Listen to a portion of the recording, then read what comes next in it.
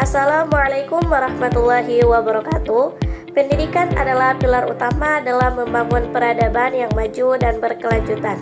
Melalui pendidikan, seseorang tidak hanya mendapatkan pengetahuan, tetapi juga membentuk karakter, nilai-nilai moral, serta keterampilan yang dibutuhkan untuk menghadapi tantangan kehidupan sebagai jembatan menuju masa depan yang lebih baik. Pendidikan membuka pintu kesempatan dan memungkinkan individu untuk berkontribusi secara maksimal bagi masyarakat. Oleh karena itu, penting bagi setiap individu untuk menyadari peran strategis pendidikan dalam kehidupan pribadi maupun dalam membangun bangsa yang lebih baik.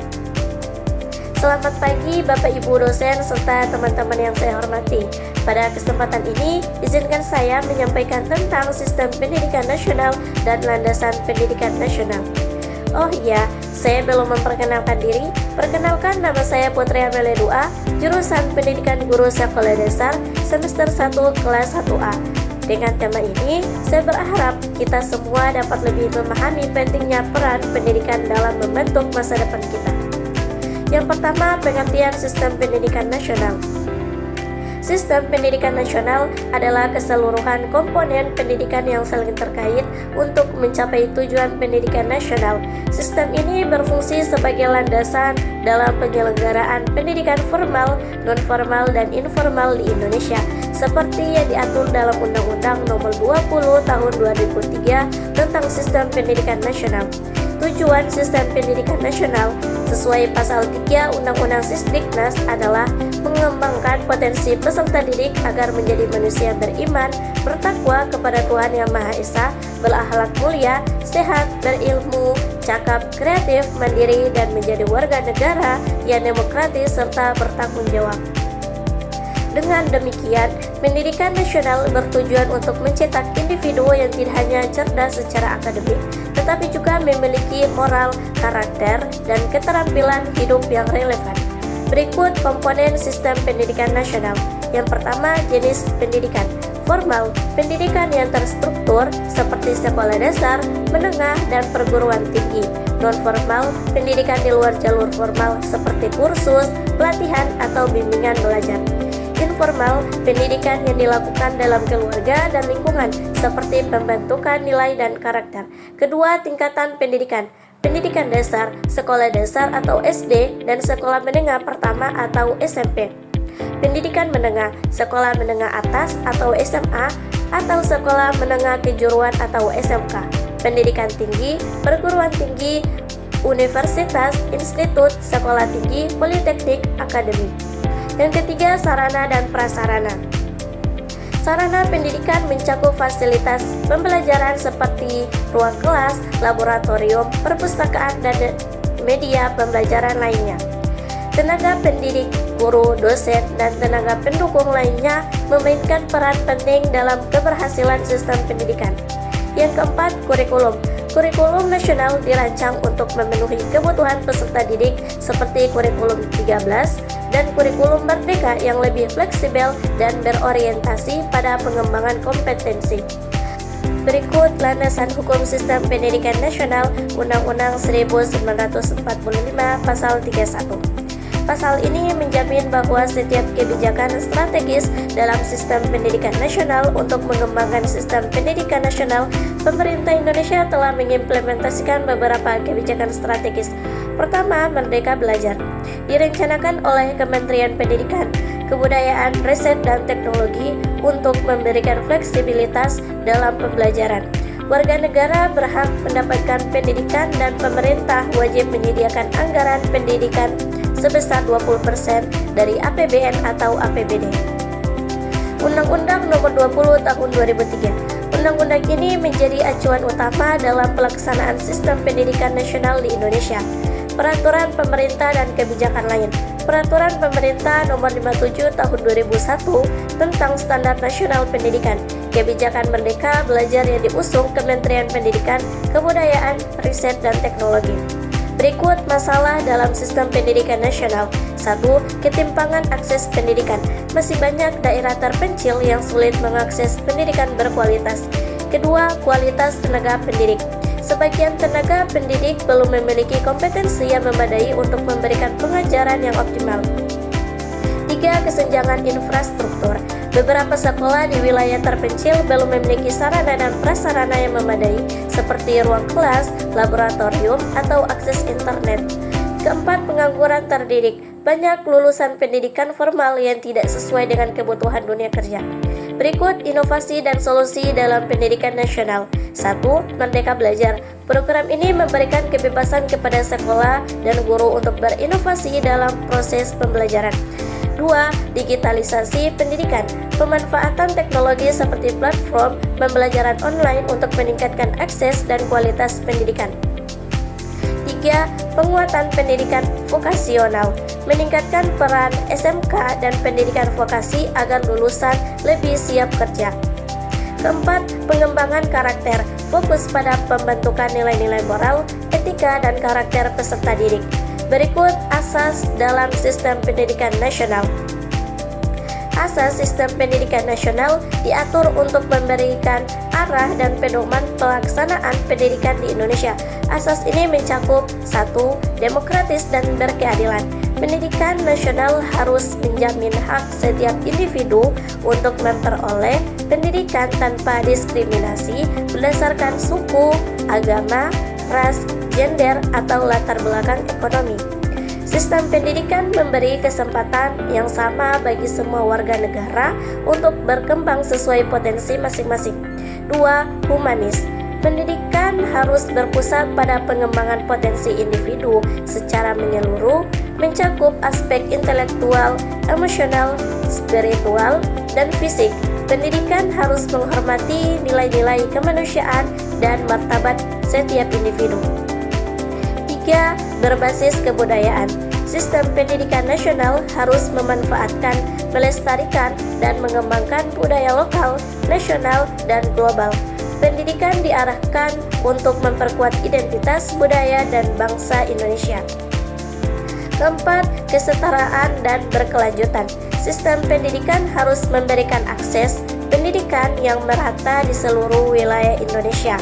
Pendidikan harus bersifat berkelanjutan, artinya seseorang dapat melanjutkan pendidikan sesuai jenjang yang tersedia. Berikut prinsip penyelenggaraan pendidikan nasional. Prinsip-prinsip berikut mendasari implementasi sistem pendidikan nasional. Pertama, relevansi. Pendidikan harus relevan dengan kebutuhan peserta didik, masyarakat, dan dunia kerja. Kurikulum dirancang untuk mempersiapkan peserta didik menghadapi tantangan global. 2. Efisiensi. Sistem pendidikan harus dirancang secara efektif untuk mencapai tujuan pendidikan nasional dengan memanfaatkan sumber daya secara optimal. 3. Efektivitas. Proses pembelajaran harus menghasilkan output yang sesuai dengan tujuan pendidikan, seperti kompetensi akademik, keterampilan, dan karakter. 4. Akuntabilitas.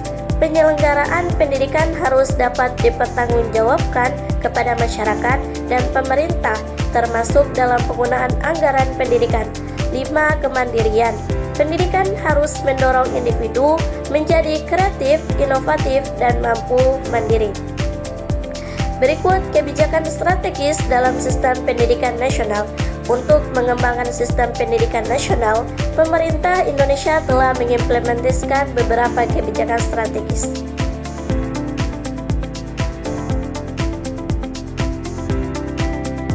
Baik, berikut mari kita masuk pada pembahasan materi landasan pendidikan nasional. Pendidikan adalah sarana utama dalam membangun sumber daya manusia yang berkualitas dan berdaya saing. Sistem pendidikan nasional memerlukan landasan yang kuat untuk menjamin bahwa pelaksanaannya sesuai dengan tujuan pendidikan nasional. Landasan pendidikan nasional adalah dasar yang digunakan untuk merancang, melaksanakan, mengelola, dan mengevaluasi sistem pendidikan di Indonesia. Landasan ini terbagi menjadi beberapa jenis, yaitu filosofis, sosiologis, historis, psikologis, ilmiah, dan yuridis. Setiap landasan memberikan arah yang jelas terhadap penyelenggaraan pendidikan agar sesuai dengan kebutuhan individu, masyarakat, dan negara. Berikut jenis-jenis landasan pendidikan nasional. Pertama, landasan filosofis. Landasan ini berkaitan dengan pandangan hidup bangsa dan falsafah negara yang menjadi pedoman utama pendidikan di Indonesia, yaitu Pancasila. Sebagai falsafah negara, Pancasila menjadi dasar utama dalam membangun pendidikan nasional. Nilai-nilai dalam Pancasila seperti ketuhanan, kemanusiaan, persatuan, demokrasi, dan keadilan sosial menjadi panduan dalam membentuk kurikulum, sistem pengajaran, hingga etika dalam pendidikan. Contoh implementasi: penanaman nilai-nilai moral dan agama dalam kurikulum, pendidikan karakter berbasis kebangsaan dan keadilan. Berikut humanisme dan kemanusiaan. Pendidikan nasional harus menghargai hak asasi manusia, martabat individu, dan potensi unik setiap peserta didik. Kedua, landasan sosiologis. Landasan sosiologis berkaitan dengan hubungan antara pendidikan dan masyarakat. Pendidikan tidak bisa terlepas dari dinamika sosial, budaya, dan kebutuhan masyarakat, karena pendidikan adalah alat untuk melestarikan budaya bangsa. Pendidikan membentuk individu yang mampu beradaptasi dengan perubahan sosial.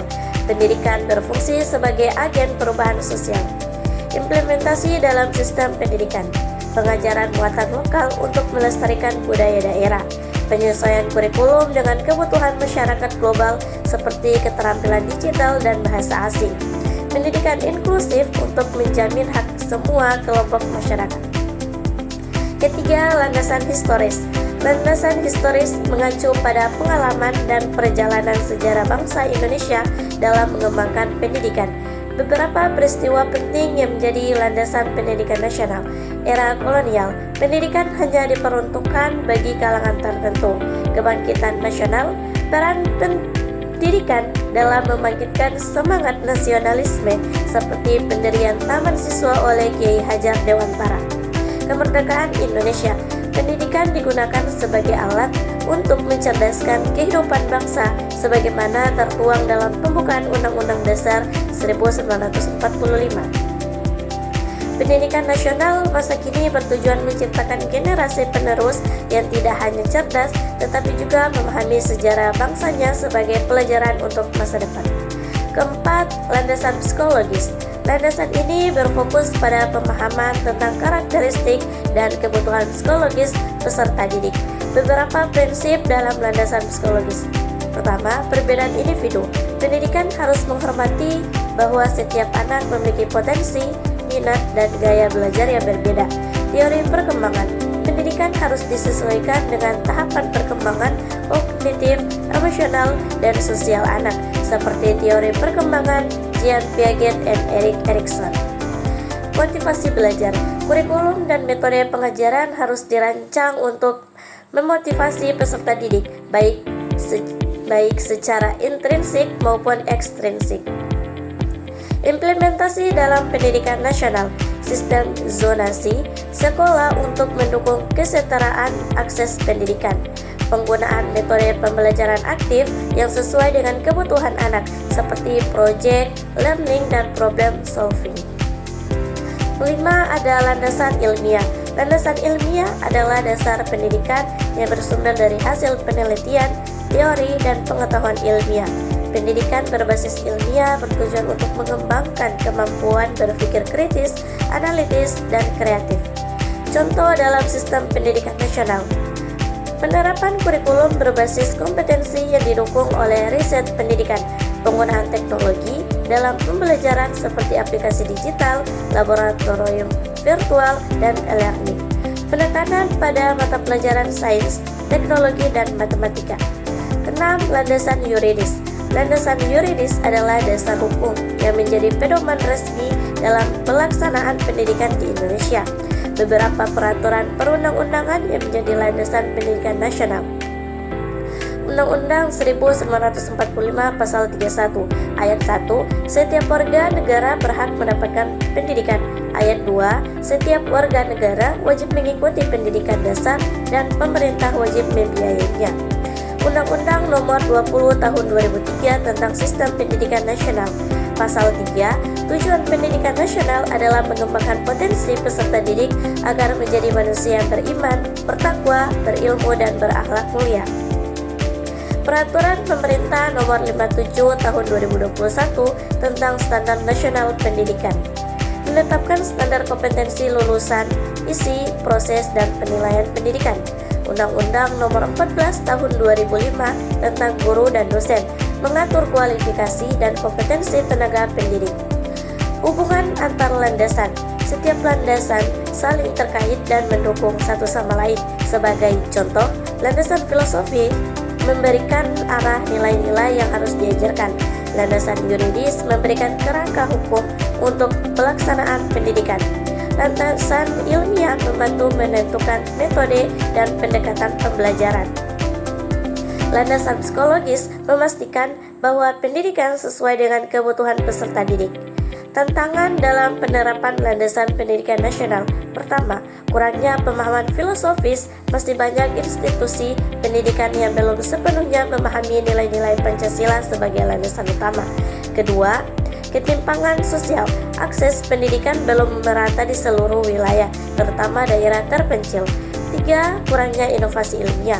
Implementasi pendidikan berbasis ilmiah masih terbatas di beberapa sekolah.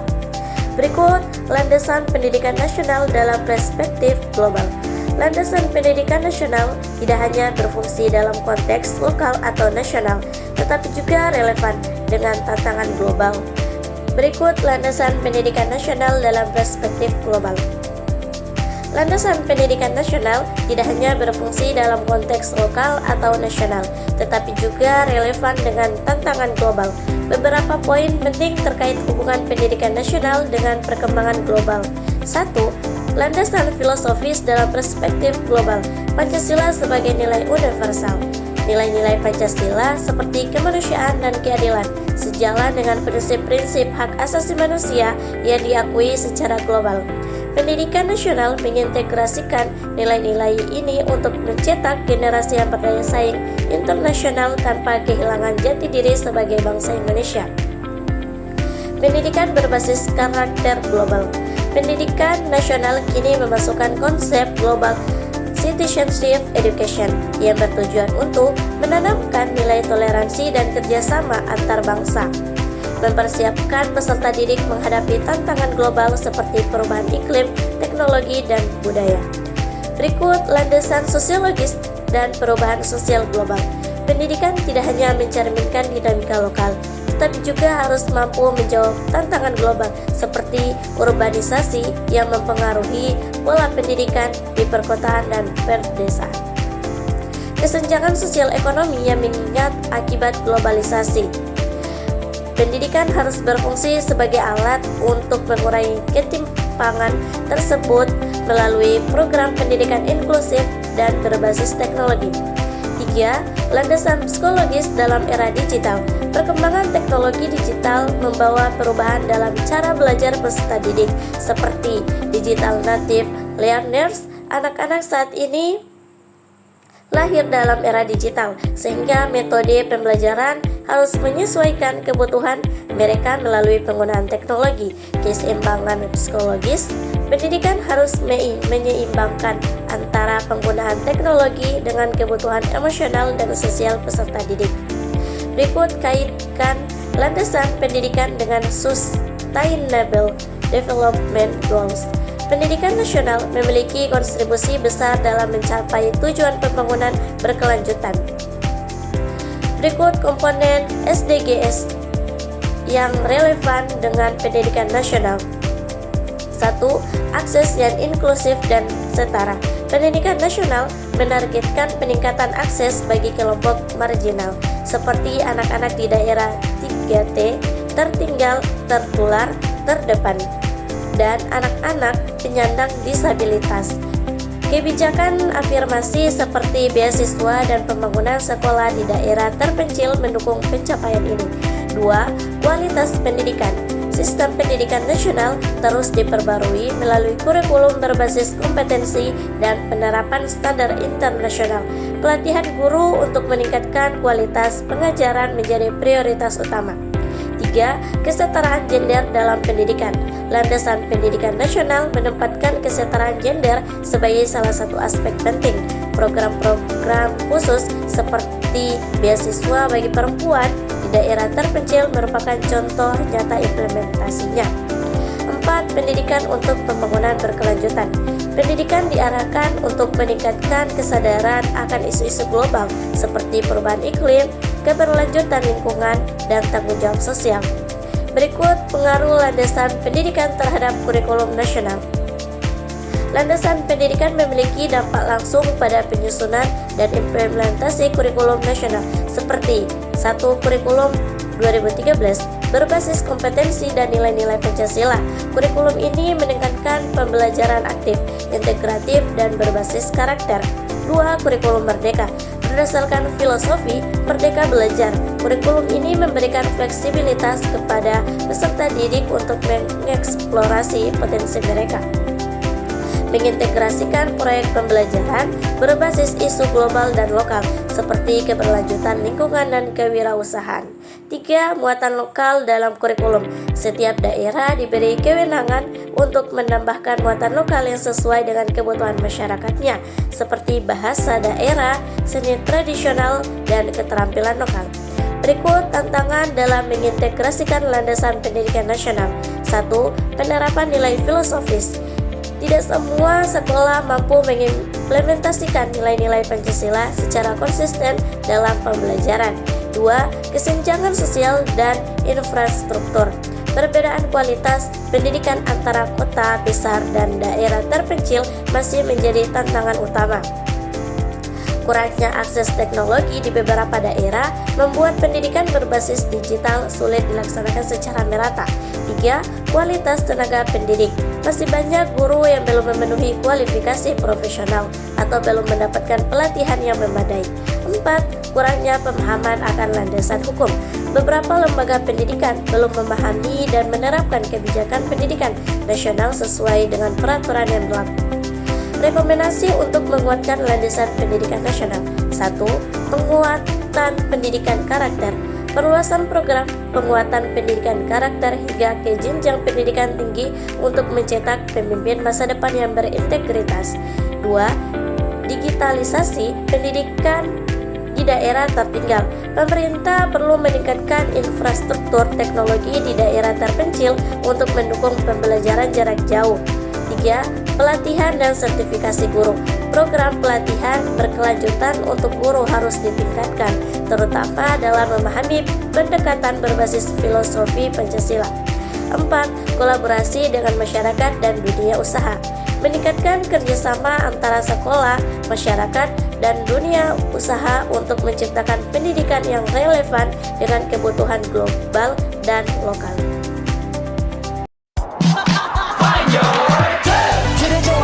달려 Ready for action, let's go 트러블 물을 쳐주러